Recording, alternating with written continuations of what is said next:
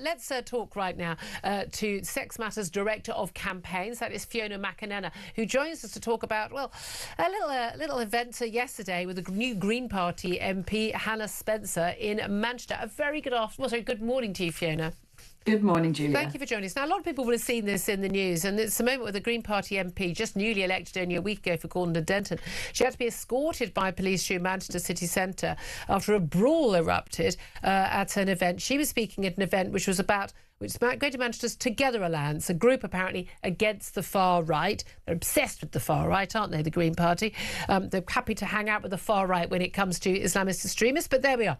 But there was an anti-transgender protesters present, I would say pro-women protesters present, and it all turned a little bit nasty. Let's have a little watch and a listen to what happened. Can a woman have a penis, Hannah? Hannah, can a woman have a penis? Are trans women men? Man, give birth. Hey, can a woman have a penis, Hannah? What are you doing, mate? Are you trying to push me? So, Hannah, can a woman have a penis or what? Scabby hey? Yeah, look at this guy here. That's assault. Well, all this happened. It's all a bit confused. There's various different videos, but all a bit confused. But this all happened, of course, on International Women's Day, Fiona, where we've seen it again and again, an extraordinary amount of times, when we see men who claim to be trans women, but they're just trans-identifying men, seem to rather take over that event that's supposed to be for women. But what did you make of these protesters? I mean, some would say harassing Hannah Spencer. Others would say asking completely legitimate questions of someone who says that, you know, trans women are women. What do you make of it all? Well, it's become a real hot topic, hasn't it? And of course, as you say, anytime there's anything for women, then that has to be about trans women, or else the men get upset. I saw other footage of that protest where there were indeed tall men, obviously trying to present as women, harassing that chap that we just heard from, who had the billboard saying trans women are men. So he's asking an MP to answer that awkward question, and she doesn't want to do it. I'm sure it was unnerving for her, but she really should have an answer by now. But of course, we all know what the Green Party's answer is. They say that, you know, trans women are the best and most important women. And yes, they're not just women. They're better than women. Yeah, because you can't have an International Women's Day without celebrating the trans women. I mean, they're not the only ones. We've also seen Labour MP Stella Creasy do the same thing. So it's just that anytime you say women, it's all, you know, trans jumps in. I mean, but it's interesting that this wasn't, I mean, this wasn't what was going on in the event she went to was not an event on International Women's Day, but she is a publicly, you know, she's a public figure. She's elected as an MP. Now, if she was, you know, popping out from her home to go to the shops or on her way to the tube station outside Westminster on her own, I would object to this. I would say, look, no, you can't be shouting at somebody going about their private business, and certainly a bunch of men surrounding a woman. That doesn't make me feel comfortable at all. A lot of people have pointed that out, and the Greens are really playing that part. But she was there at a public event as a democratically elected MP. She was being asked perfectly politely, perfectly legitimate questions, and lots of people obviously are listening, can't see the video, by men with billboards. And you say, what are the billboards? I mean, it says there's no such thing as a transgender child. I mean, because there isn't. I don't consider that to be a statement of hate or transphobia. I consider that to be a statement of fact, and a statement in support of healthy children not being given drugs and surgery and God knows what to damage them for life. I would say that's a rather loving thing to have written on a billboard. But it did appear to me that when we got a statement from the Green Party, they said the incident was caused by a few angry men who had attempted to spread anti-trans bigotry, saying Hannah was talking today in Manchester about community cohesion and unity. A few angry men chose this moment to try and silence and harass Hannah on International Women's Day. But it seemed to me that from the videos I've seen, the only violence was actually, or the attempt, the harassment was actually from the other side against the men with billboards. But it's difficult to know from just short video clips, isn't it? Yeah, well, I think that asking an MP a question is not silencing her. Exactly. It's asking her to back up a policy that the Green Party have made much of and that they know is controversial and they know is unpopular, very widely unpopular. So really, she's newly elected. It's tough to find herself in this situation. She had lots of security and police around her. I'm sure it was distressing, but she really should be able to answer that question. And she was determined not to. And so it's very disingenuous of the party to say that that was an attempt to silence her. On the contrary, it was an attempt to get her to defend a policy that she herself has advocated for. And the rest of us want to hear how on earth the Green Party think it's okay to say that men are women. Yeah, well, indeed, I find it extraordinary the police were unable to actually sort of deal with this properly. I would say in any scenario where people are getting to violent blows over this issue, unacceptable. But it's interesting. I'd love to hear the Green Party view on, Kelly J. Keane and many others who go out, every single day, every Sunday, and there are places like Hyde Park Corner and elsewhere where they are being outrageously threatened and intimidated by pro-trans campaigners, often 6-foot-plus men intimidating women and trying to shut them up. I haven't heard the Greens say anything about that. No, and they are being silenced. I mean, there was an International Women's Day event in Nottingham that Kelly J. Keane went to, and she was thrown out of that for asking questions about single-sex spaces. So she was being silenced. Hannah Spencer was being asked to justify her party's position. Yep.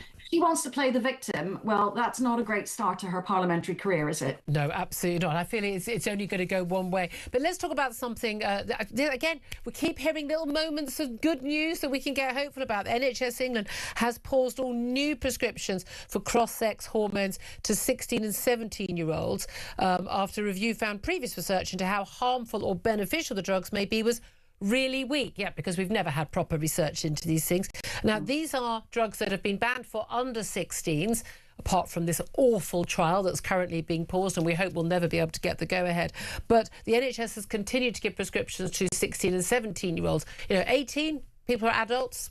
Personally, I don't think anyone should be getting these things, but on the NHS. But they're now saying they won't allow any new prescriptions to be given to new patients who are 16 or 17. This is another small victory in this war, isn't it? Yeah, I mean, it's dangerous for anyone to take cross-sex hormones. In fact, it's dangerous for anyone to take testosterone in large doses, male or female. But it's disastrous for women. We know about that from the doping in sport, from behind the Iron Curtain, how damaged all those women were.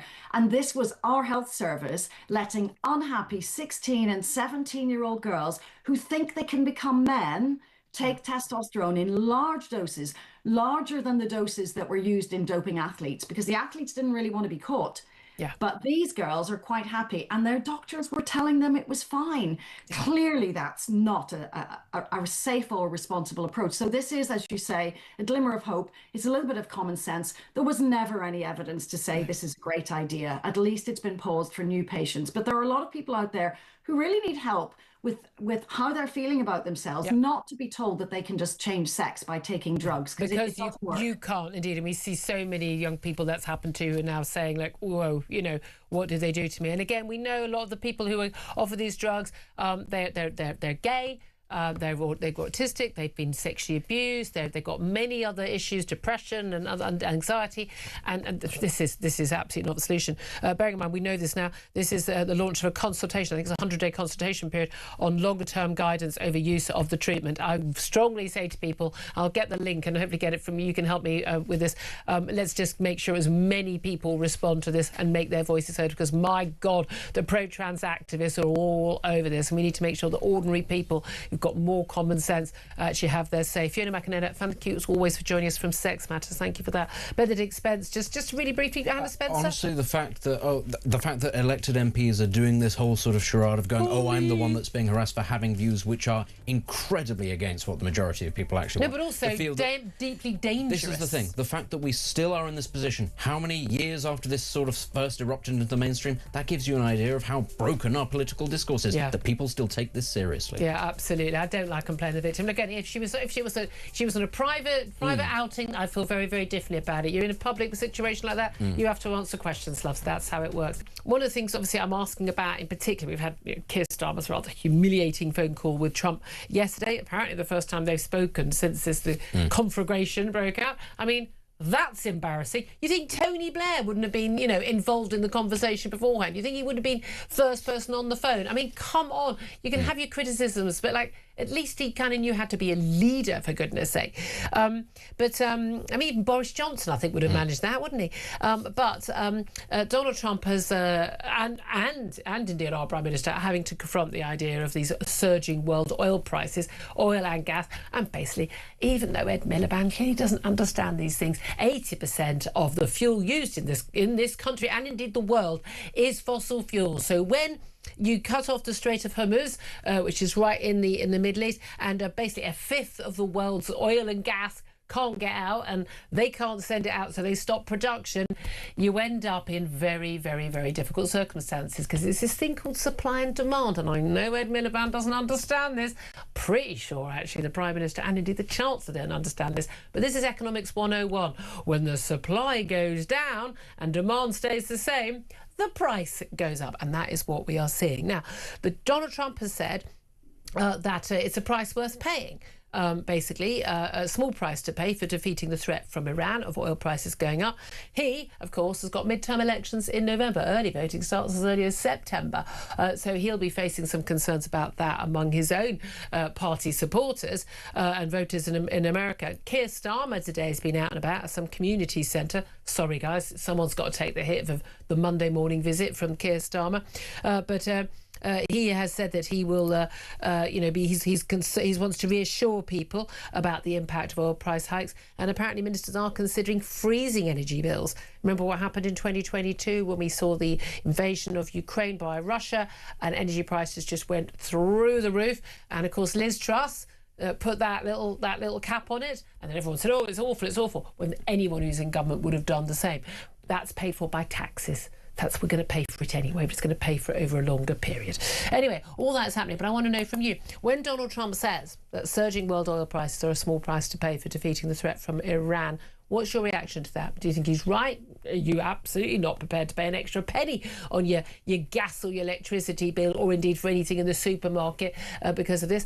Let me know. 0344 499 1000. Text the word talk in your message to 87222. Get in touch with us on X at TalkTV. Calls are charged at the national rate and text cost £1. Standard network rate message. Benedict Spence, I'm just coming back to that question. Is it a small price to pay? Is it a price worth paying? It's a huge price, and it's going to be paid either way. What I would say is that this is a situation, a scenario where, say, if you were a fossil fuel rich country away from the regions, say somewhere like the North Sea, you ought to be fine. Equally, if you're the sort of country that had, say, rolled out nuclear power over the last 20 years, using the profits from your oil and gas industry to sort of meet in the middle so that prices didn't go up too much in the short term, again, you ought to be fine.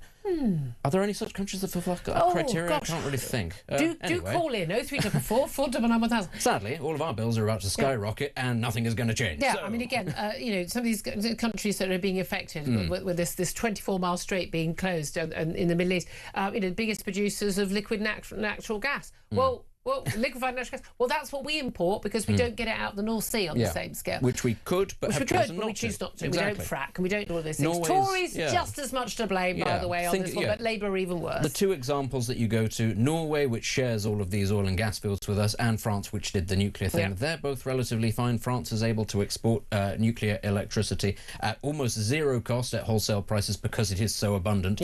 Norway has got a massive sovereign wealth fund that allows its people to live pretty comfortably despite it not really producing much else. And you just think, well, if only somebody had the foresight that this sort of thing might happen, that, say, a rogue regime that is right there in the middle of the world's one of the world's most wealthy fossil fuel areas might decide to kick off, might get dangerous. I think you'll find that Ed Miliband would point out if we'd moved to net zero sooner, then it would be fine.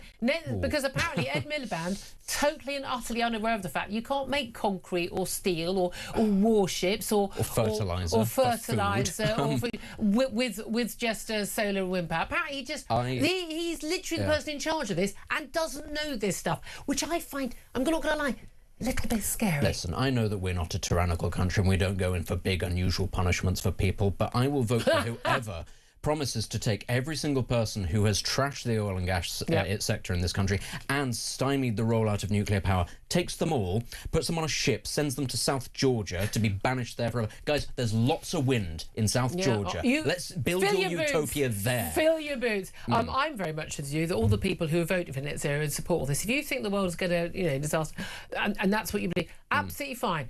You'd pay for the energy hike. The rest of us will stay on the old tariff. Thank you very much. As you say, it's not going to be a small price to pay. It's going to be a big price to pay. This is going to hit Trump. It's also going to hit Starmer. But in the same way as, again, the invasion of Ukraine, that caused the massive inflation and the massive hikes we saw with energy bills and everything at the supermarkets. Remember, 11.1% we got to with inflation. And again, Labour were very big on this is Tory inflation. But it wasn't. Whoever had been in charge would have seen that. But the other thing is this is going to also ramp up interest rates. We're not going to see interest rate cuts as we've been expecting over the next few months.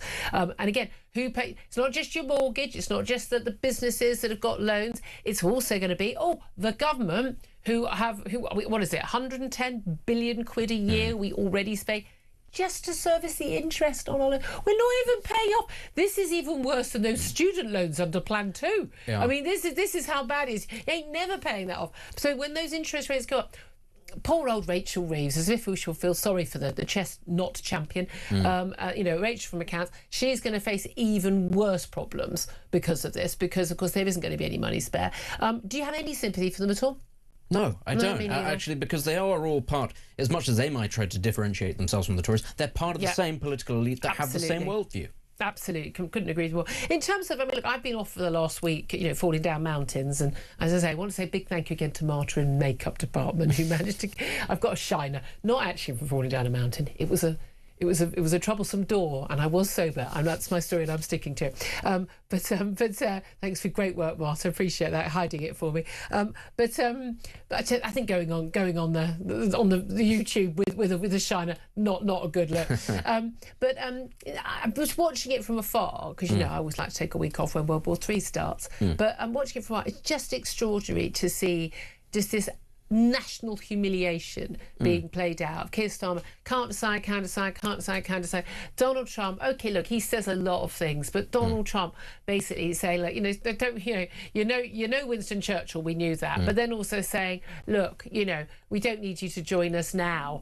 When we've already won the war. And by the way, Emmanuel Macron has just arrived in Cyprus amid amid the Iran war effort. But he's going to Cyprus. Our Prime Minister isn't, after our military base was hit by Iranian attacks. This is going to happen. The next thing that is going to happen is EU countries are going to start putting a lot of pressure on the UK to relinquish those bases to be given to an EU country. That's going to happen. There will be, artificially created protests on Cyprus from paid protesters to turn up saying Brits out of Akrotiri, we want decolonisation, all that sort of thing. It's going to happen because that's the playbook. And the problem is our Prime Minister, our government are weak enough to do that, to go along with it. If they think it'll make ties with the European Union easier, they'd be more than happy to do that. It's the sort of thing. All that I would just say finally is I'm really happy that Argentina is a basket case right now, because if they were inclined to invade the Falkland Islands, I do not believe our Prime Minister would defend them. That's the position that we're in. He would not do it. He'd pay to give them away. Normal things. I've just been handed breaking news. The AA. Now I've got a lot of time for the AA. Edmund King, president of the AA, he was regular on the show, but he said that people should drive less to save fuel as the war in the Middle East sends oil prices surging. So RAC has also said avoid harsh accelerating and braking to help eke out every last mile and save money. Drivers should consider, says the AA, cutting out some non-essential journeys and changing their driving style to conserve fuel. And when it's cold, put on a jumper. Look, I know they're just giving advice to motorists. Look, there are ways you can actually use energy. Look, but it's the fact that we've got to the this whole position. of our entire economy is now run on the basis of let's consume less, don't have your heating on, use less light, use less energy, eat less. No, I don't want to. I want to live in a land of plenty, and the only reason it's not a land of plenty is because these insane economic and net zero policies. And as you say, we would not be hit so hard if we had more sane policies, and that comes down to political leadership for the last 15 years. Yeah, it's a political vision of the world that says that a form of degrowth is desirable, effectively. And at the same time... We used to call that communism. Well, frankly, it is. But at the same time right now, America has energy abundance. It's finding ways of improving other, renewable energy forces, be it nuclear, be it geothermal, all sorts of things. They're doubling down on this technology. The Chinese, whatever you think of them, are doing the same thing because they see these overheads coming. It is only us, not just in Britain, in parts across Europe as well, where we have this attitude, which is almost like, well, we've reached peak civilization because we have coffees. And our we have children are not going to be better off than us. That's not. No, I want my kids to be better off than me. It is insane that this bloc, of which we have, even though we voted to leave it, we remain very much culturally, I believe, politically, part of it. Our leaders have not left. They are of the same mindset that we are looking at the rest of the world, and we're seeing other countries storm ahead of us, and our attitude is we need to regulate. We need to slow this down, buddy. Change. Oh, I don't like the sound of that. All of this sounds like and you do know that oil and gas, it explodes, don't you know? It's quite dangerous, and what we actually need is a nice, really consistent way of living that just means nothing ever changes, and we can maintain control over it. Oh, but by the way, let's open up the borders and import millions of people because we're not having enough children. Well, let's come to that. We're going to talk about that in just a couple of moments with Toby Young, Lord Young, from the Free Speech Union. But the government today, it was leaked to Tim Shipman at The Spectator at the end of last week. They're going to publish their new cohesion strategy, Protecting What Matters. And it's being published today. It includes setting up a role for an anti-Muslim hostility czar. Now, out of curiosity, is he therefore in charge of all the anti-Muslims, or is he against it? Because I think the framing of this is actually rather poor. It's very difficult to keep up, isn't it? But we're talking about basically it's a 47-page document, and it wants that anti-Semitism is becoming normalised in the UK. Really? As well as anti-Muslim attitudes, but also it's accused right-wing groups of using the Union flag and the cross of St George as tools of hate. I don't think flying a national flag is a tool of hate unless you're doing it to people who really shouldn't be here, frankly, because if you've got a problem with the flag, you shouldn't live in the country. Thank you very much. But he says, for many people, they say, Britain's historic social cohesion that has kept us united in the face of adversity is now under threat. For many people living in the UK, the changes brought about by mass migration have been too much, too quickly. This is a fascinating bit. Leaving people feeling as though they are losing their local and national identity. But they're not feeling it. It's happening. It's actually happening. They say in fact, integration, they say, is a two-way street, calling for respect for different cultures, but newcomers have a responsibility to engage with and embrace what it means to be British. No, it's not a two-way street. Yeah. No, it's that's not. That's putting the blame on us. That's what that's doing. Yeah, it's telling, and also, it's it telling depends. us. And it's not like, you eat, I don't know, you eat spicy food, or someone eats fish and chips, or you're from France and you like snails. I can respect that, that's fine. I don't have to respect all of other people's cultures. If your culture means that women are second-class citizens or have to cover their faces, or that gay people get killed, or that Jews are evil, or that Jews are... No, I don't respect your culture. No, sorry. Yeah, honestly, the way that this is framed, and of course you can see that it's downstream of the idea of multiculturalism, this idea that actually all cultures are kind of equal. No, every sane person understands that's half of the reason people move to countries like this, because their culture is not the same. What is insane is that when they get here, then they're told, oh, well, you don't really have to assimilate, so they don't assimilate. You can live exactly as you want, but take all the benefits that this country's culture brings. No other serious country does this. A couple in the West have decided this is a good thing. Look at what it's doing to France right now. Look at what it's doing to Germany right now. This country that had this pathological, well, we can't go down the route of extremism. Oh, good Lord, the AfD, where did that come from? Oh, that's right, it's because we decided to denigrate our culture. Go to places like Japan, it doesn't happen. China doesn't allow it to happen. This is the reality. Most countries do not just go, come on in and do what you want. European countries aren't allowing it to happen. Absolutely not. Poland isn't. The Czechs aren't allowing it to happen. Most countries understand that's how your civilization ends up in trouble. It's just us that have forgotten this somehow. Well, no, just our leadership. The British people haven't forgotten it. It's just our insane sort of lanyard class. I don't know. There's a lot of Greek people vote Green. A lot of people still vote Labour, and they think that way. That's what concerns me. Just first of all, talk about this phone call that we've seen, we know that took place for about 20 minutes yesterday between Keir Starmer and Donald Trump after a week in which, Donald Trump has been publicly berating and mocking our Prime Minister for not being there, basically, at the beginning and being no Winston Churchill. Do you think that Starmer's dithering and Starmer's sort of reliance on, no doubt, Lord Hermer and others on absurd notions of international law, do you think that has damaged our position, not just with America, but across the globe? I mean, yes and no. I think the special relationship was on life support long before this, after a year of Trump too. You can't go around threatening your allies, mocking them, putting tariffs on them, abusing their war debt, and generally behaving in the way that America has, and expect people to just go along with anything you say. So I think the British perspective is very strong, and I think what we've got. So you're very much in support of Keir Starmer saying, nope, this is like Diego Garcia, nope, this is for you. Yeah, I think Starmer has done the most magnificently Starmer thing ever, which is make the right decision for completely the wrong reason and then miscommunicate the entire thing. So he's taken a position that could have been really strong, and he's made an absolute hash of it, would be my take.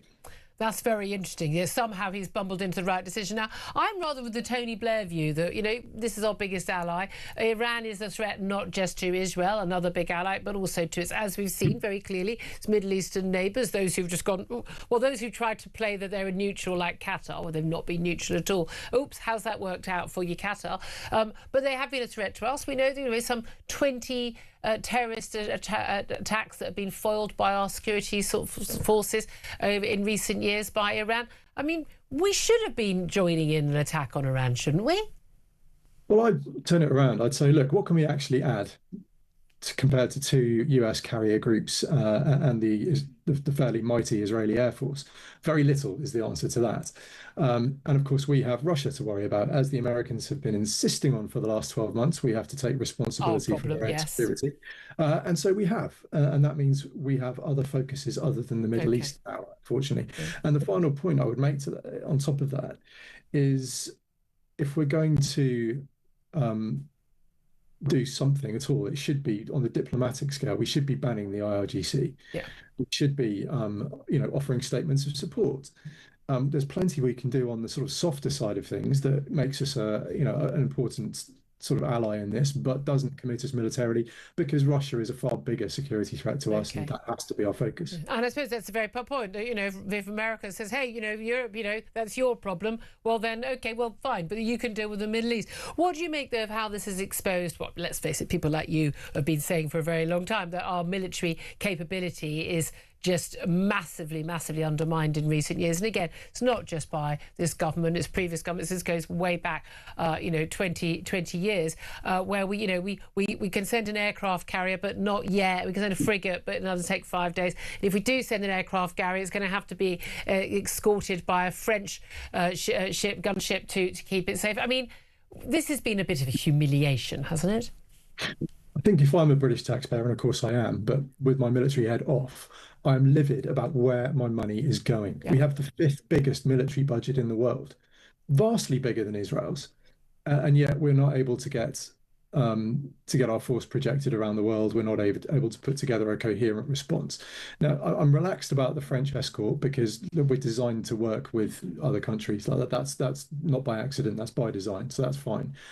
But how on earth can we spend the 5th most of any country in the world, and yet we don't have the missile defences we need? We don't have sufficient ships that can sail at a moment's notice.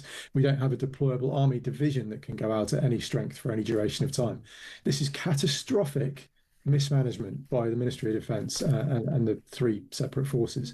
And people should rightly be angry about where their tax money is going on defence. Can I ask you also, I've got to ask this, it's just extraordinary revelation yesterday that right in the middle of this, we're looking, Cyprus base being attacked and HMS Dragon stuck in port. All serving soldiers were asked last Thursday, while this military campaign was already underway, whether they thought that men should be allowed to use makeup and wear their hair long as women are allowed to do. They were surveyed on woke gender-free changes, which could see men wearing makeup, long hair extensions. They could paint their nails, wear earrings, and etc. The same way that women are allowed to do so. It's all about obviously being more inclusive and making sure that trans and non-binary members of the military felt included. What do you make of that? I mean, I'd have loved to grow my hair long, but nature took care of that problem for me, unfortunately. Look, this just speaks, I think, to the fundamental unseriousness of the MOD. I've just spoken about how they're misspending money left, right, and centre. This just shows an organisation that fully fails to understand the nature of the threat we're facing and the direction the world is going now in 2026. It's more unstable, it's more dangerous, and the fact that our MOD is fannying around with this nonsense is absolutely indicative of an organisation that's not taking things seriously and is focused on all the wrong things. Indeed. I like fannying around is a phrase we do not hear often enough. Although it's probably transphobic to say that, but there we are. What do you make of the election apparently by an 80-person group of clerics? I'm going to go 80-man. I'm going out on a limb here.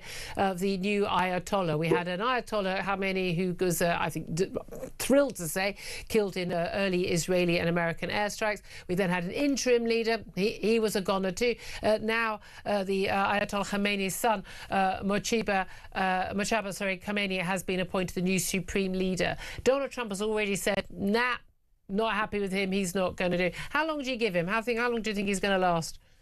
Well, the president has survived a good amount of time. President Pezeshkian's still going, so he's obviously taken to a bunker and is hunkered down. It all depends on the lessons of the last week and whether they can learn those or not. There is rumours that the new Ayatollah was already injured in the first round of airstrikes, so we actually don't know his condition. We haven't seen him yet, as he's not been on film yet. Exactly that. So this is one of the big problems with this war. There's nothing coming out. There's no information other than you've either got US or Israeli drone footage or you've got regime propaganda. It's very, very hard to work out what's actually happening in this war. And by the same token, the Iranians obviously aren't giving out information on where their new leader is. So it's very hard to say. The Americans and Israelis will be after him. If I were him, I would be deep underground. Absolutely. Just finally, talking about what stuff's going on back here, and it's something I know you've talked an awful lot about in the past, including on my show. We've got a strategy that is going to be published later today. Basically, it's about looking at cohesion in communities in this country. It's going to be called Protecting What Matters. And it's, I mean, pretty much every government has produced one of these strategies way back. Not sure any of them have achieved anything, but they're going to include the appointment of an anti-Muslim hostility czar. And the idea is they want to challenge extremism. It does point out that Islamist extremism is the biggest threat to community cohesion, but it also criticises right-wing groups for using the Union flag and the cross of St George as tools of hate. And interestingly, it does say that communities have been broken down by mass immigration, but calls on everybody basically saying that there's a responsibility both ways. It's a two-way street. Respect for different cultures from people here, but also newcomers have a responsibility to engage with and embrace with what it means to be British. Do you have any expectation or hope that either this new anti-Muslim hate czar or this new cohesion strategy, which I think has only got a few million quid attached to it for the entire country, is going to achieve anything? Well, look, it's noise in the right direction, and I suppose we can take some solace in that. I think we need to look to Denmark for this. They've certainly taken huge strides forward in improving the nature of cohesion. So they've prevented too many people from foreign countries settling in one particular area and preventing that balkanization. They're placing an emphasis on Danish as the language that needs to be used. Like, there is an astonishing amount of money in this country that our state spends on translation. Yeah. No translator services because people simply cannot function in English. Hilariously, we spent money on translation services for Afghan translators coming from the war. You gotta wonder about that, right? Yeah, and the system is open to gaming quite clearly. But look, there's concrete measures we can take. Whether this government actually will put the money behind it and the effort behind it remains to be seen. But, you know, I suppose making the right noise is at least a start. And then every journey begins with a start. Seen it all before, unfortunately. Forgive me for being a bit more cynical. Let's turn our attention to something else, which is never far from the agenda with this government, bearing in mind the Prime Minister is a committed Remainer, not Remainer. He spent 3 years from 2016 trying to stop Brexit from happening, to undermine it when, of course, he was shadow Brexit secretary under Corbyn's leadership. And what a surprise, as soon as he got into office, despite everything they said about, you know, honouring Brexit, they've been trying for this EU reset, which is basically trying to undermine our independence. And the ministers have admitted that the Starmer's reset with the European Union is going to hammer thousands of businesses with costly Brussels red tape, even if they don't trade with the bloc. Wasn't that part of the point of coming out? Well, let's talk about that with Lance Foreman. He's a former Brexiteer MEP and a businessman and joins us now. Good afternoon to you, Lance. Good afternoon to you, Julia. Lovely to speak to you. So, look, we always knew what he really thought. He didn't, you know, he didn't really hide it. But what this Brexit reset, this EU reset, we're told we have to have good relations with our closest trading neighbours. What's not to like about that, Lance? Well, you don't need to face exactly the same rules as them to have good relations. You know, you can have good relations with them anyway. I mean, what he's doing is, you know, it's anti-democratic. Obviously, nobody's voted for this. It's bad for business. Business is not going to benefit from this one iota, and actually, probably more important than anything, it's completely misguided as to why business in the UK is suffering. It's not because we're not in the EU. Business is suffering because we've got far too much red tape and taxes are way too high. Yep. People often ask me, you know, how I feel about Brexit, having been so involved in the campaign, and do I think it's been a success? The way I always characterise it is I say, well, what we did was we unlocked the door, but we never left the room. Exactly. That's a great way of pushing it. And I think what Keir Starmer is doing now is, rather than letting us leave the room, he's locking the door again. Yeah. I was just away for the last week. Had some Americans, you know, saying like, oh, you know, but Brexit was a terrible idea. I said, oh, really? You're going to do a deal in America, are you, to have Mexico and Canada tell you what your laws are, who can live in your country and your energy policy? I mean, you know, are you insane? You wouldn't agree to that. Why would we? But this is the thing. There's no doubt at all the Labour Party under Keir Starmer is absolutely intent on taking us back into the EU. Do you think that'll ever happen? Well, they're going to do their damnedest. I mean, and they'll probably U-turn on it at the last minute. That's what they tend to do with all of their decisions. But the fact of the matter is, they just don't, you know, there's nobody in the shadow cabinet that has been in private business. They have no. You mean the cabinet? In the cabinet, sorry, in the cabinet. There's nobody in the cabinet that's been in private business, that's been in commerce, that actually understands the impacts of the decisions they make. Mm. And why would we want to join the EU? It's not as though the EU is a thriving economy that we want to be part of. It's probably the worst economy in the world. In fact, if you look at the German economy, which was always the strongest in Europe, since the date of the referendum to now, has even performed worse than the awful British economy. Yeah. So, you know, we should be looking for business opportunities in parts of the world that are growing, not parts that are shrinking. Well, indeed, I mean, it is absolutely fascinating. You say such lack of business experience, the fact that the government still thinks it's Brexit that's an issue, as opposed to, you know, putting up the cost of hiring people and putting up other taxes, and not understanding that would have a direct impact. In terms of this reset, I mean, part of the issue is, look, if you sell to any country, if we sell to America, you sell to Taiwan, wherever you sell to, you have to obey the laws of that country in terms of the product specifications and rules, don't you? But there's no reason why most people who are producing a good that's being sold in Britain or sold elsewhere, why they have to comply with EU regulation. And that is what the EU requires. And what Starmer's going to basically reset, which everything we do will have to comply with EU regulations, whether you're selling it to the EU or not. That's absolutely right. And you know, what we should be looking for, and what we should have been looking for in terms of our deal with the EU, was what's called mutual recognition, where we recognise their standards, they recognise ours.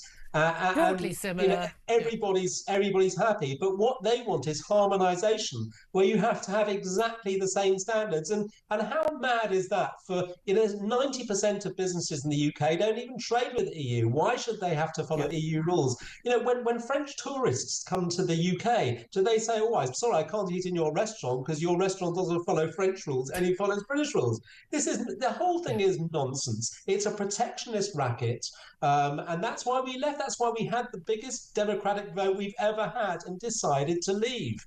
You know, there's no democratic vote to bring us back in again. No. Even if there was, they'd have to have an election with a manifesto saying we're going to have a referendum. They hold that referendum. We'll be back there at the barricades, I'm sure, Lance, you and me. And I can tell you right now, British people ain't voting to go back in. My only worry is they're going to take us back in by hook or by crook without even telling us.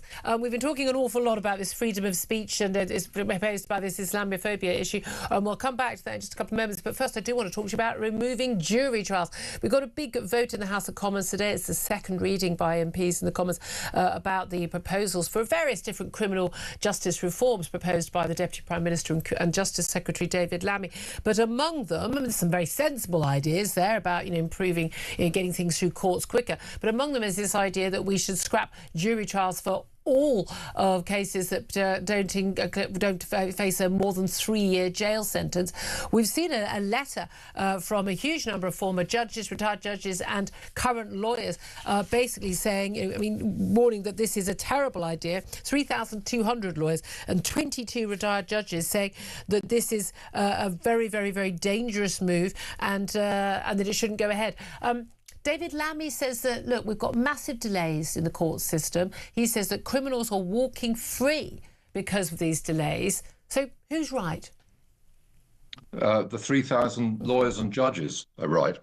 And it may be one of those issues where one would expect perhaps lawyers to want more powers to be given to lawyers, because that's the effect of the reforms, is to hand powers away from ordinary people to judges and lawyers. Well, we don't, because we mostly recognise that for most cases, certainly most serious cases, and any case where you're going to get 2 or 3 years in prison is certainly a serious case, juries produce a much fairer result than judges alone. And that's why we're opposed in the main to these proposals. Why did you say that? Why do juries? I mean, again, Magna Carta onwards, you should not have to have your liberty taken away unless you're judged by your own peers. But why does a jury produce a more fair result? Well, first of all, it's recognised by the population as a whole. Juries are one of the few popular parts of the criminal justice system. Everybody's criticising judges all the time. Generally speaking, people don't criticise juries. They perhaps criticise individual decisions, and certainly juries can get it very badly wrong. But generally speaking, it's one part of the system which actually has the confidence of the public in the way that perhaps others do rather less. Secondly, anybody who has seen trials conducted by single judges will know that whilst there are plenty of very good judges, we see trials of that sort in the magistrates' court when district judges can do trials and can decide guilt or innocence. Equally, there are some very bad judges, and to trust your liberty to a single individual is, in the view of most people in this country, certainly in the view of most lawyers in this country, is extremely dangerous. It's the wisdom of crowds. And I've said before, I did jury duty a couple of years ago, and I found it incredibly, I thought, life-affirming, I would say, in terms of how seriously everyone took it and the decision that we took and how we were treated by the court. I was really, really impressed. And this thing is, we've had this argument from David Lammy that it's juries that are somehow holding up the process. And I imagine when you're not having to explain to the jury and swear them in and everything, there's a little bit less time being taken on that. But at the end of the day, a court case is still going to have to take place. You're still going to have the prosecution case and the defence case. You're still going to, finish at 4 o'clock because people have got other work to get to and people have to get home, and often they're travelling a long distance to court. That's not going to change. So I still can't work out why he, despite all the evidence which suggests that this would make, 2 or 3% max difference to the backlog of 80,000 cases, why he's still claiming that this is somehow the solution to cutting the court backlog. And in his argument, and the argument we see from a lot of Labour women MPs arguing that this in particular is allowing rapists to walk free because cases are taking 2, 3, 4, 5 years to come to court, and that means that it's impossible for a jury to convict, etc. Why are they still holding on to that argument when there's simply no evidence for it? Well, I think that's the point. There is no evidence, and even Sir Brian Levison, in his reports, who recommended something not the same, actually, as what Lammy is proposing. He was proposing trials with the judge sitting with magistrates.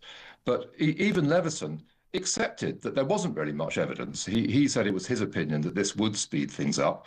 But he accepted that there was very little evidence that it would do so.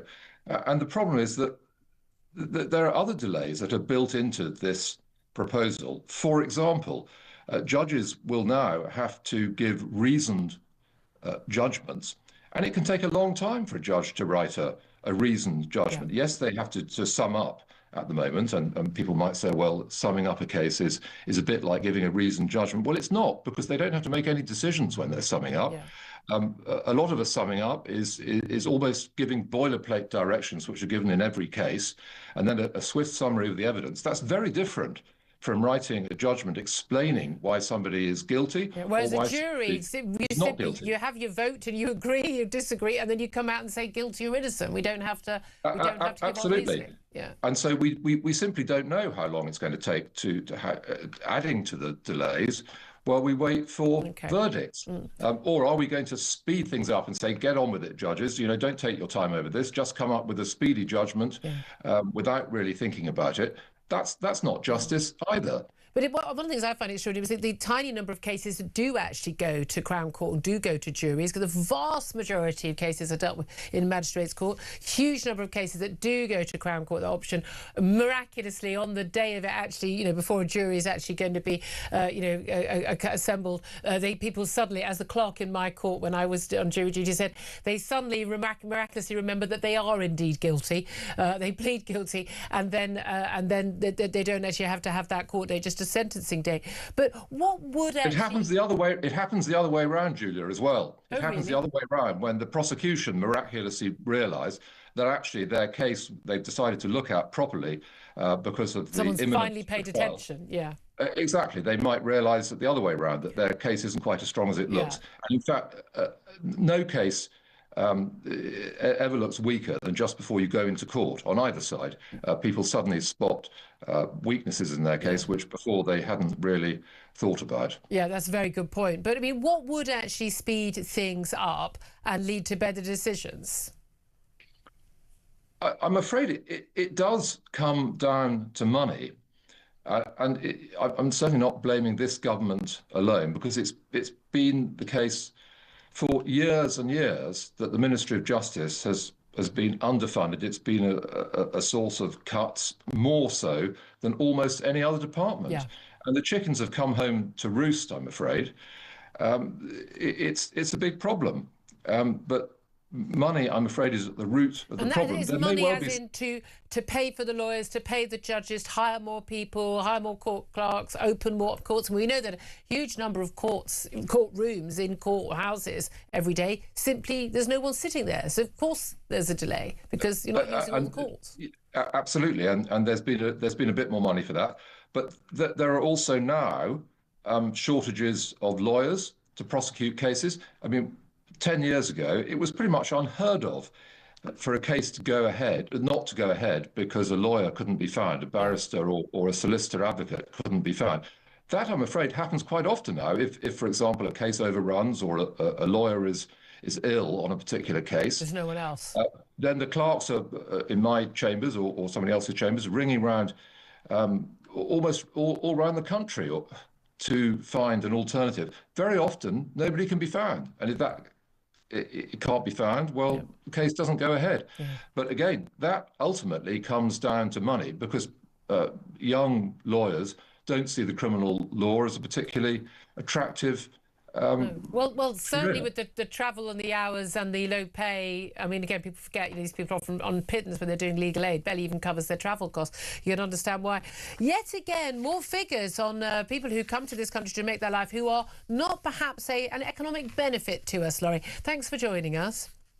Good to be here, Julia. It is extraordinary. This is the latest figures that are showing that migrants who are basically, they're non-EU arrivals, they've come here from farther overseas, but have been given permanent leave to remain, permanent settled status. 1 in 4, it's now estimated, are on universal credit, so on benefits, when we've been told again and again that mass migration, all these people, they're coming here and they're contributing and their economy is getting bigger because of them. But I'm not sure how it can be on that basis.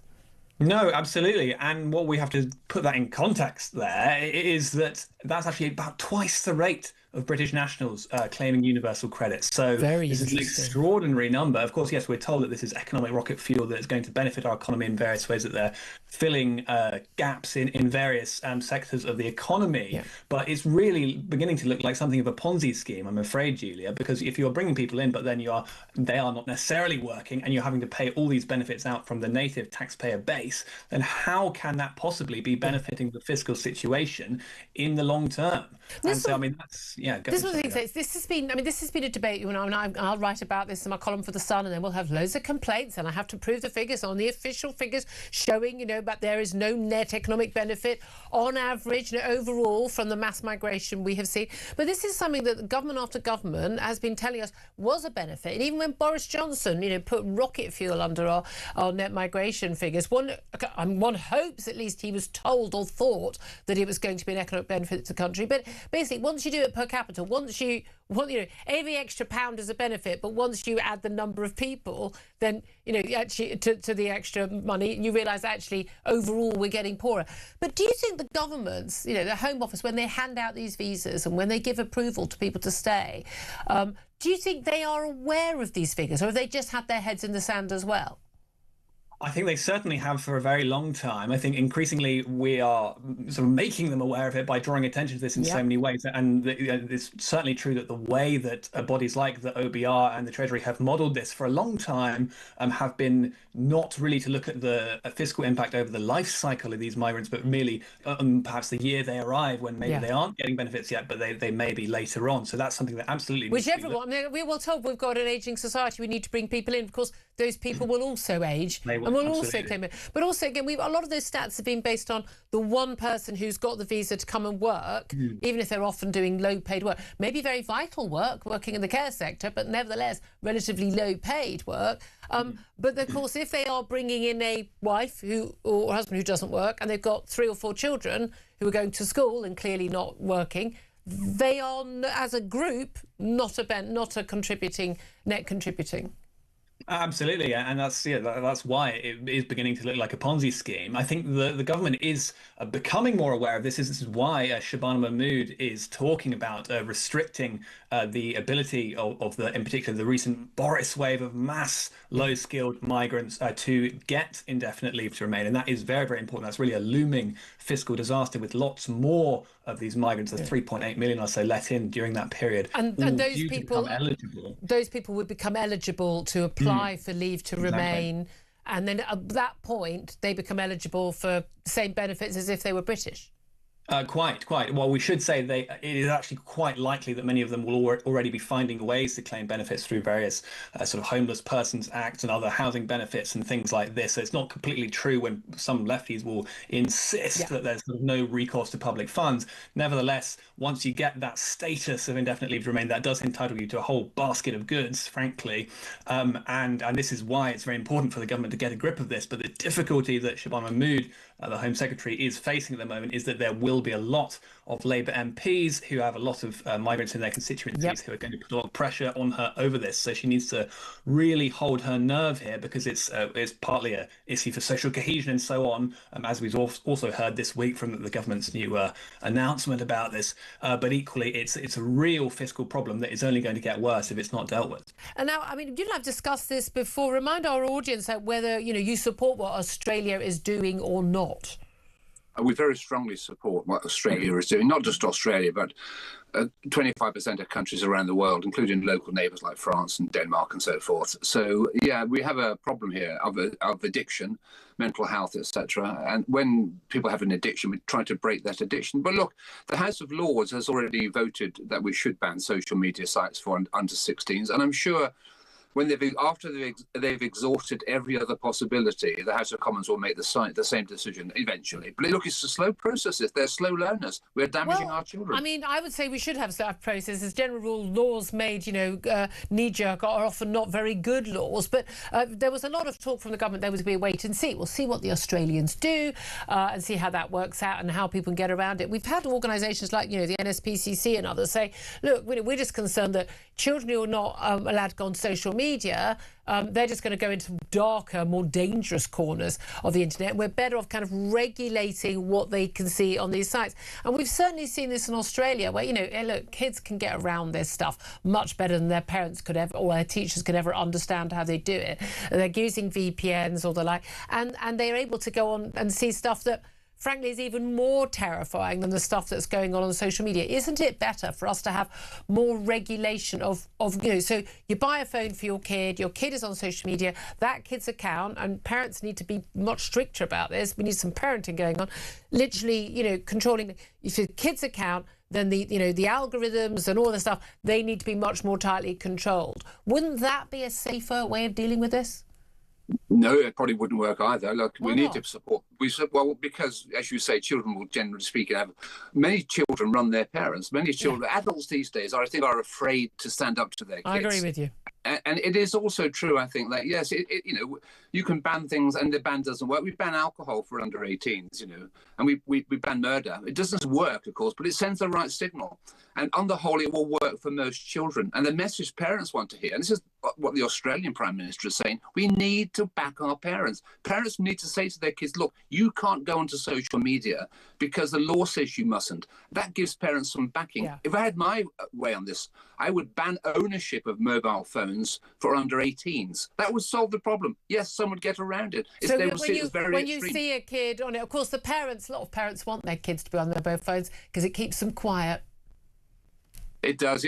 That's the drug, isn't it? That is the danger, of course. We know that the mobile technology has many wonderful sides to it, but it also reduces human communication. Yeah. Scientists have shown us that the brains of children, the brains can be photographed, and they are changing. We don't know what we're doing in this area, but slowly the world is awakening up to the problem. We are damaging our children. It's a child protection issue, Julia. Yeah. And look, we can go over the top. When I say we should ban ownership, that's the big step, but it takes a lot of courage to do that. But that's at least a very clear signal. I mean, again, I'm with you in terms of, I think parenting is a big issue. I think schools that don't ban phones in lessons and the like, and there is this concern. I do think there's a difference between what we control and what freedoms that an adult has and what a child has. There has been that concern, though, that, you know, you have this sudden drop. Now, look, I don't agree with kids being allowed to vote at the age of 16. Why? Because they're kids, they're not adults. But this idea that, say, suddenly at 16, right, well, now you can look at social media and now you can vote and now you can do all this.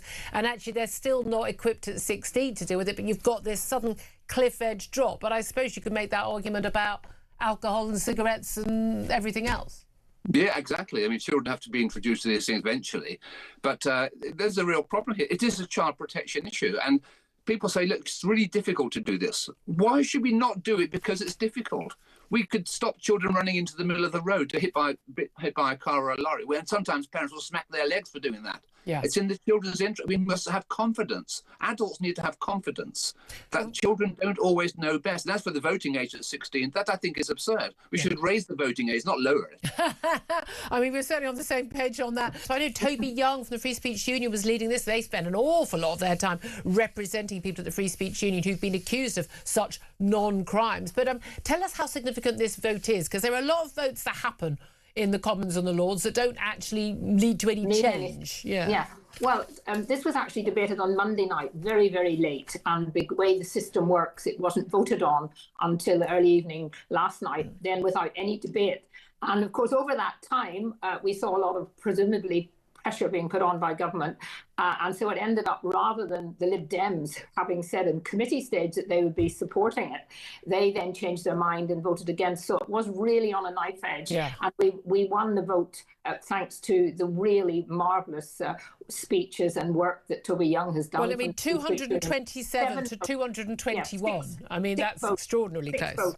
That's very, very... a very small margin. Now, of course, the reality is it will now go back as part of the crime and policing bill, and it will go back to the House of Commons. But I hope that the fact that, that the non-elected hereditary peers included House of Lords could actually make this vote for basically just protect freedom of expression will shame the Commons, that they won't try and ping pong it back to us. Yeah. It really is. It's when you think about it, the idea that people I think the government tried to suggest, well, it didn't really matter to anyone. But if you've had something against you because you've tweeted something or someone has said that you made something that's a non-crime hate incident, that goes in your record. Yeah. And then if you were applying for any kind of job, not necessarily even in the public sector, this would be looked at, and your whole career could be. And a lot of people not even aware that they've got these recorded against them. They don't have the heavies turn up on the doorstep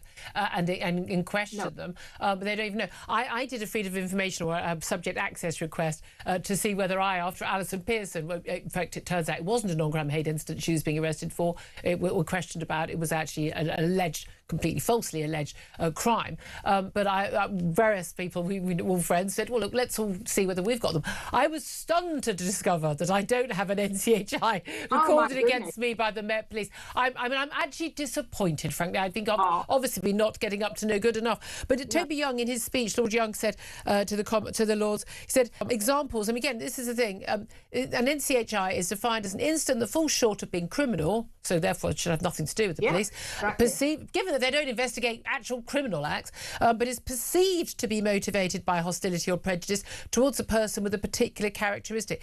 So the perception doesn't even have to be somebody someone could be totally unaware of a comment that is made about someone else, and the other person can say, I heard about that comment, and they can report it, and the police will record it, which is... And the police don't have to tell you that they've recorded something, which is astonishing. But Toby Young pointed out, examples include a man accused of whistling the theme tune to Bob the Builder whenever he saw his neighbour, a woman who said on social media she thought her cat was a Methodist, and 2 schoolgirls who told another girl she smelled like a fish. OK, I'm sure none of these things were very enjoyable for people, but they are hate crimes. Julia, you haven't mentioned the one about potato.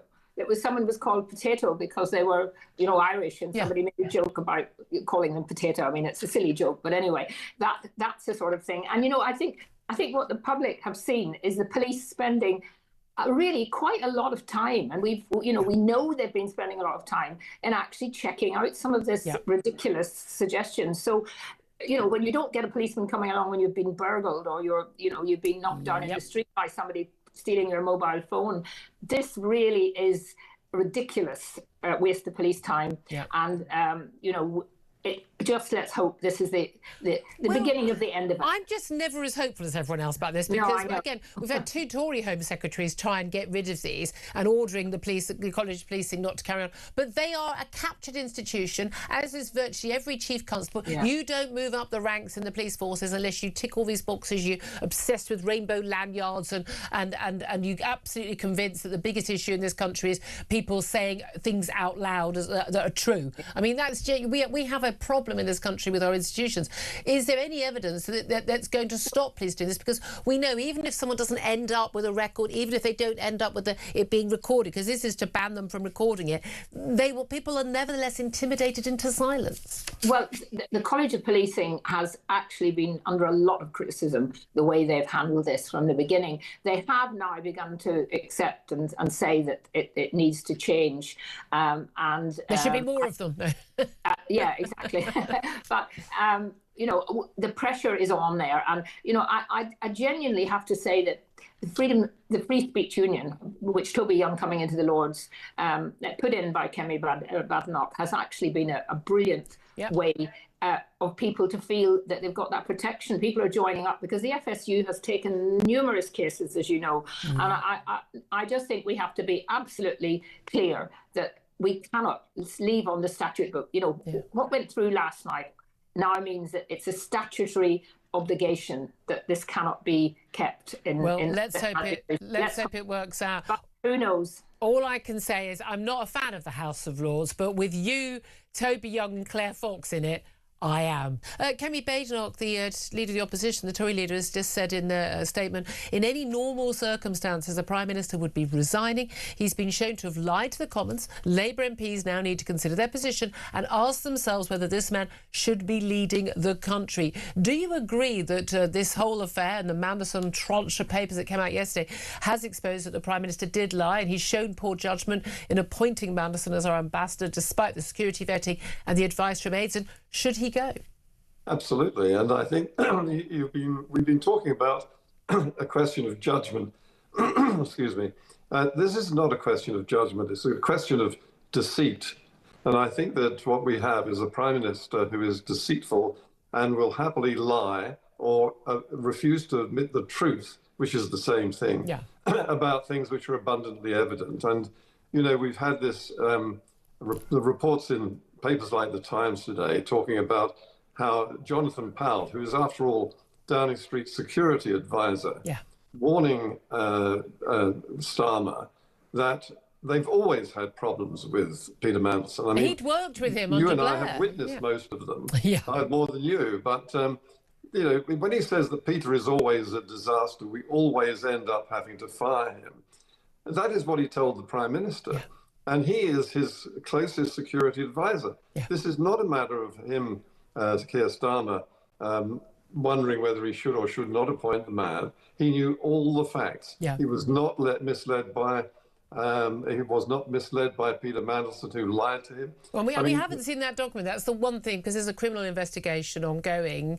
And again, I do not understand why that conversation, which we think took place between Keir Starmer and Peter Mandelson, or the questions that Keir Starmer asked his aides to ask Peter Mandelson, he claimed in the House of Commons in direct questioning at PMQs from Kemi Badenoch a few weeks ago. He very clear answer. You know, was he lied to? Yes. You know, I was like. You know, did you know? Yes. And then it says he was lied to. I mean, it doesn't matter whether Peter Mandelson lied or not. Exactly. That's what he does. I mean, he lies and lies and lies. He's not a snake oil salesman. He is the original snake oil, and you know that's his trademark. And for Keir Starmer to accept his word, which is in total opposition to all the established facts which were laid out bare on the table for Starmer to look at, not least the fact that Mandelson stayed at Epstein's flat while Epstein was in jail. That single fact alone should have been enough to stop him becoming our most important diplomat. What's also extraordinary is you know, how little vetting there was done, and the fact that he was basically in the job, seeing top-level official secret documents. I mean, vital documents to our on national security and economic safety and resilience. And he was seeing the documents despite not having fulfilled all of the security vetting, which by all accounts in the civil service, this won't surprise anyone, can be pretty slow. But that in itself is extraordinary. But we've had a minister out doing the rounds today, and you know, I mean, all credit, you know, having to do this particular defence, but that's the job if you're in the cabinet. But basically blaming the vetting procedure, the system, and you know, and Mandelson's lies. But as you say, this all comes back to, you know, advisors advise, vetters vet. At the end of the day, prime ministers decide, and he made the wrong decision. And if it was the only wrong decision he'd made in his 19, 20 months as the prime minister, you might be a bit more forgiving. But given that virtually everything he's said and done, he's backtracked on, been proved to be in the wrong, has been exposed for having lied, deceived, I think no one's got any. I mean, even many Labour voters, no one's got any willingness to forgive him. That's right. And I mean, advisors advise, and one of his most important advisors, Jonathan Powell, advised him not to have anything to do with Peter Mandelson. And, you know, the appointment there were plenty of people right across the spectrum who have known Peter Mandelson for 40 years. And in every single case, every single part of his life, he's come a cropper. Because he cannot act. He's as bent as a corkscrew.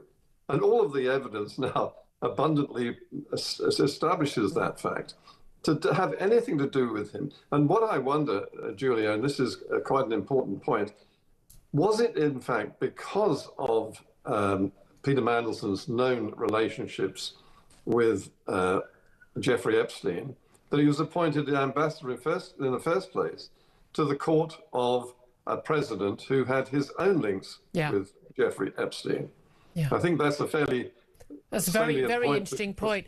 Yeah, but this is the thing, as you say, you know, Jonathan Powell would have known for many years. You, as political editor of The Sun, I remember I worked in the same office. I was in the Evening Standard. We met many, many years ago, and you would have had to deal with Peter Mandelson on a daily basis. My few dealings with him, I don't remember any of them being pleasant. He came on the show, I think, the day after the general election, but I think he didn't this show. I don't think he realised he was coming into a studio with me in it. Otherwise, I know he would have gone, no, thank you very much, because he's never been a fan of mine, and the feeling is very mutual. mutual. But this is the thing, his reputation goes back a very, very, very long way. Everyone knew what he was like. He's never met he, like Prince Andrew, never met a dodgy billionaire he didn't like, money grubbing to the core. And you don't even have to have allegations of criminality that he denies now to know that he was unsuitable. The reality is, Keir Starmer ain't going anywhere. He's going to try and get out of he's going to do his lawyerly answers to questions when he's asked in Belfast by journalists about these documents revealed yesterday, cunningly revealed after PMQs, and he thinks that's going to get him out of having to answer questions. I mean, that's how unlight-footed he is as a politician. But do you think the only thing that is, as my callers are saying, the only thing that's keeping him in place right now is basically the people who want to oust him aren't quite ready yet? They'd rather get the local Scottish and Welsh elections out of the way on May the 7th and then make a fresh start then. Do you think that's the only thing that is stopping him being thrown out?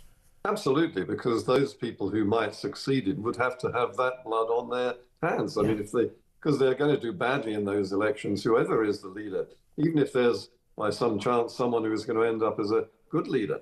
They're going to have to endure the misery and humiliation of those elections. So why not let Keir Starmer finish up as the walking corpse that he already is, and then bury him after? Take the full hit. What do you make also, one thing we haven't touched on as much, but I mean, absolutely incandescent when I saw the original documents yesterday, £75,000 payout to Peter Mandelson for being sacked. Again, I'm not a employment tribunal contract expert or anything, but I'm pretty sure if you lie in your job interview and you're sacked for gross misconduct, which is basically what happened to him, you don't get a payout because your contract is null and void at that point. He'd asked for a whopping £547,000 payout. So the civil service were of the view that they got a real bargain by negotiating him down for the reputational damage that his own actions had caused him. But this is taxpayers' money. People are struggling. OK, 75k over, 70 million people is not, it's pennies, not pounds. But it's still yet more profligate handing around like confetti of our taxpayers' money, isn't it? Well, yes, it is only a few pennies spread across millions. But for many of your listeners and our readers, this is 3 years' average earnings. I mean, this is a lot of money, and you have to think back to the original. You're talking about the £575,000. 547, Sorry, just say 550 in round figures. Yes. That is roughly double the amount of money that he originally borrowed off Jeffrey Robinson to buy the house in an illegal act. I mean, a judge actually went to prison for deceiving his building society in exactly the same way. Yeah, Peter Mandelson, because he lied to his mortgage. Do you know who wrote the very first article in Londoners' Diary in the Evening Standard about that? Could it possibly be... Me! I didn't have a byline on it, and it did actually originally come from Charles Rice, the former political editor of the Standard. But yeah, that first article raising doubts about, well, how on earth, where did he get the money from on his 45 grand MP salary at the time to buy this massively expensive Notting Hill house? And he lied about that as well. Well, I mean, look, Peter Mandelson cannot actually utter a word that you can take for granted as being true. And he just is a serpentine character. He is actually a bit of a sick joke, really, because, he's known as the Prince of Darkness, the Machiavellian character who used to prowl the House of Commons watching what you were writing. But actually, he was treated by those who knew him as a bit of a joke. And we were somewhat surprised to see just how amazingly people took him seriously in the government, including Tony Blair as a maestro. He was just a chancer. The idea that he won the election in '97 for the Tony Blair is utter nonsense. Keir Starmer, we now know. I mean, we knew already, but we now know black and white. He ignored warnings from security vetting and his top, closest, most senior aides about Peter Mandelson's close links with Jeffrey Epstein. Known when Jeffrey Epstein and Peter Mandelson were kind of best pals, in Peter Mandelson's own words, to be a convicted paedophile. And certainly when he was appointed as our ambassador to Washington by the Prime Minister, absolutely known all the details about the horrific crimes of Jeffrey Epstein. And we knew at the time also it was in the public domain. It wasn't just in an MI5 briefing that Peter Mandelson had stayed friends with Jeffrey Epstein throughout. Sorry, apologies. I've got the Got the old sneeze. I keep doing this when I'm reading out a question. But I want to know, what does this say about the Prime Minister's judgment? Can he remain in the job? It looks like, very clearly, he lied to Parliament. It looks like he's used his lawyer legalese to try and get out of it. In about an hour's time, he's going to be speaking in Belfast, and he's going to face questions and answers. Well, we never get answers from him, but questions from the media. What is he going to say? And is the only thing keeping him in his job, basically, that is the people who want his job, the other members of the cabinet, the Andy Burnhams and the Angela Rayners and others, just aren't ready to take the job, and they don't want to have to take the hit of that, what is expected to be horrific defeat in the local Welsh and Scottish elections on May the 7th. So we stuck with this guy until, well, the results of those elections probably out in total by about the 10th. We stuck with him until then. I'd love to hear your thoughts. Give us a call. 0344 499 1000 is the number to get in touch. Text the word talk in your message to 87222. You can also message us on X at TalkTV. Calls are charged at the national rate and text cost £1. Standard network rate message. But you knew all that already. Philip Ingram, we're stuck with him, aren't we? Well, we are until after May the 7th, because I think he is a dead man walking at the moment. I cannot see any way he can survive from this. And if he does, I can see a collapse in the Labour government before the next general election is due, because the country will start to rise up against him. This is unprecedented. I've been on this planet for many, many years, and I've never seen anything quite as bad. It is so utterly shameful, isn't it? Yeah, it is. And shameless. And we go back and just listen to him calling out Boris Johnson. And everything that Boris was doing. And quite rightly calling out Boris Johnson. Calling him out. I've got a load of people on my timeline going, oh, you wanted Boris gone for a piece of cake. No, I wanted him gone because he lied to Parliament and he lied to the public and he locked us down while his mates were all having big parties. That's a different thing. There's one thing that Keir Starmer and his government is doing better than Boris, and it's lying better and lying more, and you're misleading us even more. Well, Boris was used to just lying. As I said to him once, I'm not one of your mistresses. I'm not going to believe your lies. I did say that to his face. I ruffled the hair. But it's true. Don't treat me like one of your idiot mistresses, mate. I'm not going to believe a word you say, and neither should any voter. And I was furious about that. I've always felt very strongly about integrity in our political office, and I've for so many years defended politicians. And people go, oh, they're all liars. MPs are just in it for themselves. Blah blah blah. I don't think that is the case. Actually, no, I think most people who go into politics actually they've got a mission. There's something they want to do, and they're good people. They do some really good work behind the scenes. There's a lot of work. All that stuff, PMQs and all that braying. That's not where the work that's half an hour of the working week. It's a hard slog of a job if you do it properly. It's a 7-day-a-week job. I've always been very defensive. I was absolutely apoplectic about the MP's expenses. And again, they've been told, we can't put up your pay because the public won't like it, but take an extra 23k in expenses and no one will care. Well, we did care. And we lost a load of people had to resign, loads of people were ousted, people went to prison, and people were saying, oh, for goodness sake, people losing their job over claiming for a telly or a bath plug, whereas at the time you had the likes of the Italian Prime Minister at the time, Berlusconi, doing and his bunga parties and goodness knows what. And I'm like, but I don't want to live in Italy. I want to live in a country where we do expect high standards from our politicians. And if you lie to Parliament, you have to go. And if you're caught in wrongdoing, you have to go. And it seems that just doesn't happen anymore, because Boris Johnson, he wasn't ousted. People say by the media. He wasn't ousted by the media. He was ousted by the public, who went, no, we will not put up with it. And the MPs realised that he was actually, if they still thought he was popular, they'd have kept him. So, one of the tickets Starmer came in on was being more open, more honest, and bringing integrity back into politics again. And he, at every turn, has proven it wrong. And not only has he not brought integrity back into politics, but he's failing at his political decisions because he's having a U-turn every single thing. One. And this is the thing, again, people might give him the benefit of the doubt if he hadn't basically just... He lies and lies and lies and lies and lies and lies and lies. And again, if you come into office, I don't think when Boris Johnson came into office, people went, "Oh, here's a man of great integrity and personal, his personal life is beyond reproach." And this was a man who everyone went, you know what? You'll do if you're going to get Brexit done, and you're not Jeremy Corbyn. We wanted to end the chaos of 2019. That's different. Keir Starmer said, I'm quiet, competent, it's managerial, we'll take away the chaos, there's going to be integrity. And there's none of that. There's none of it. In fact, it's totally opposite. If there was none of it and he wasn't doing anything wrong, then fine, we could we'd all take a bit of quiet competence, wouldn't we? Exactly, but he's doing everything opposite, and.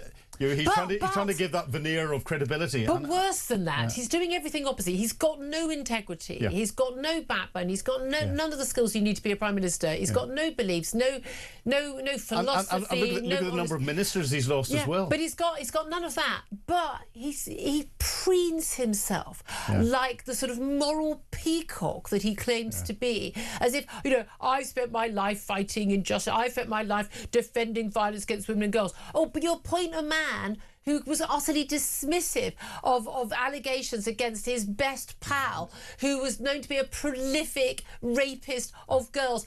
As I pointed out earlier, the same age as the Prime Minister's own daughter.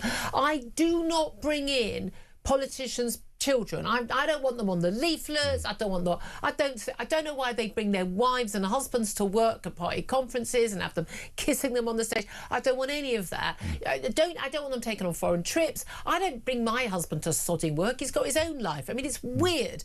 Bring your spouse to work day. No one else does this, right? And I never bring in their families, especially their children. I think it's rotten to be a Prime Minister's child or even a royal child. You have this thrust upon you. But the Prime Minister gets up in the morning and he has breakfast at the same table as his family, presumably. He looks his wife in the eye and his son and his daughter in the eye.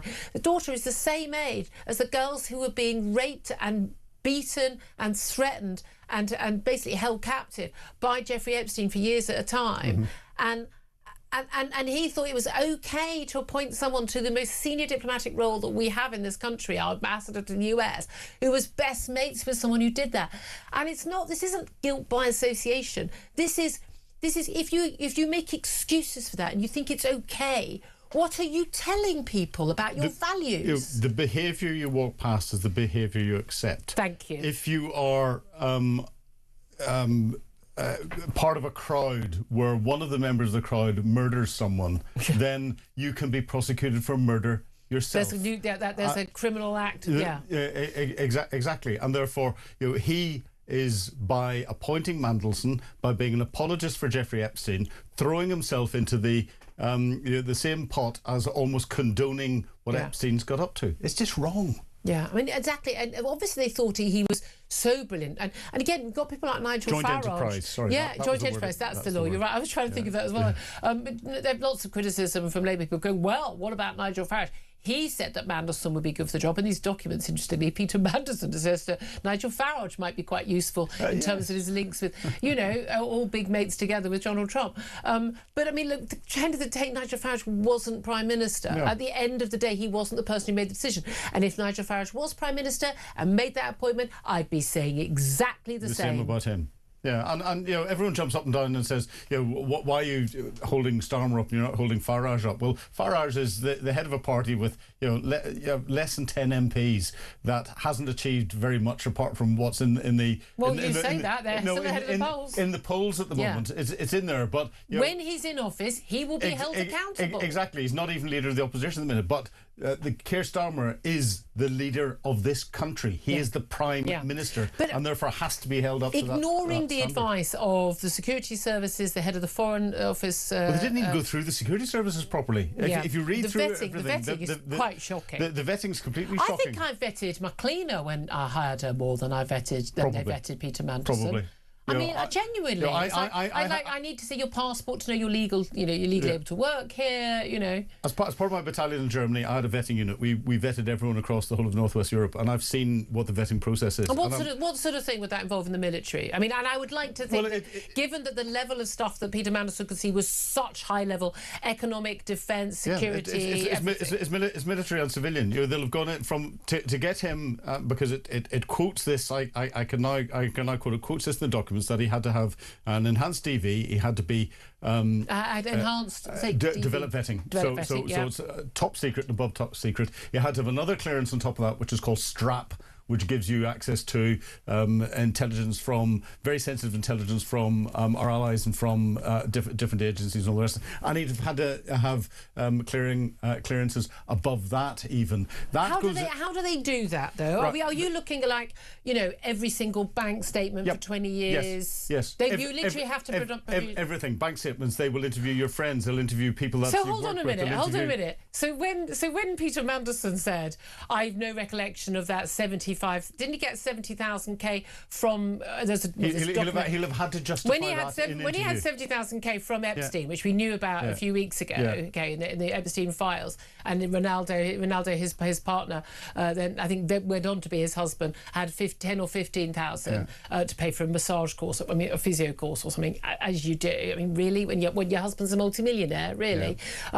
But when he said he has no recollection of that, but he would have, within that last year, have had to produce his bank statements to the security services, where he might have perhaps noticed there was that random payment. And you go through, one of those painful things you go through is the interview, where the vetting officers come in and they sit down and they know what you've declared in your forms, because you've got lots of forms to fill out, and believe me, they are piles of them. We have to supply copies of all these documents. They then go off and have done their little background checks and all the rest of it. Who was this money from? And they then compare what you've said with what they've got, and then you go into an interview, and this interview can go on for hours and hours. Do we know that Mandelson actually faced that interview? No, I don't think so. Because it does look like he was appointed. Well, basically, from what it sounds like, in December 2024, they bypassed the vetting process. He basically leaked the papers that he'd got the job. So it basically became a fait accompli, and then bypassed the whole vetting process. That in itself, that should be a red flag. That if someone set the conditions to bypass that. And it was because we know that Jonathan Powell, the Prime Minister's current National Security Advisor, raised the fact that this was an unusual, which is in Prime Minister talk is that is an unusual thing to have happened. Prime As you Minister. said, how very brave Prime Minister. What a courageous decision, Prime Minister. But he's not going to go, is he, the Prime Minister, over this? Well, I think this is the final nail in the coffin, and it's purely because we've got the local government elections coming up. Labour are going to get absolutely trounced in them, and may as well have a clean sweep. The new leader, the next leader, doesn't want to have to take that. If I was Keir Starmer, I would be getting my packing boxes in and starting to take the pictures off the wall, because if he's not reading the tea leaves. Yeah, and it's extraordinary. If Labour don't oust him, that will tell you quite about the quality of people they've got on their benches as well. In terms of his handling of this war in Iran, we discussed it a little bit earlier. That's a good laugh from a former senior military intelligence officer.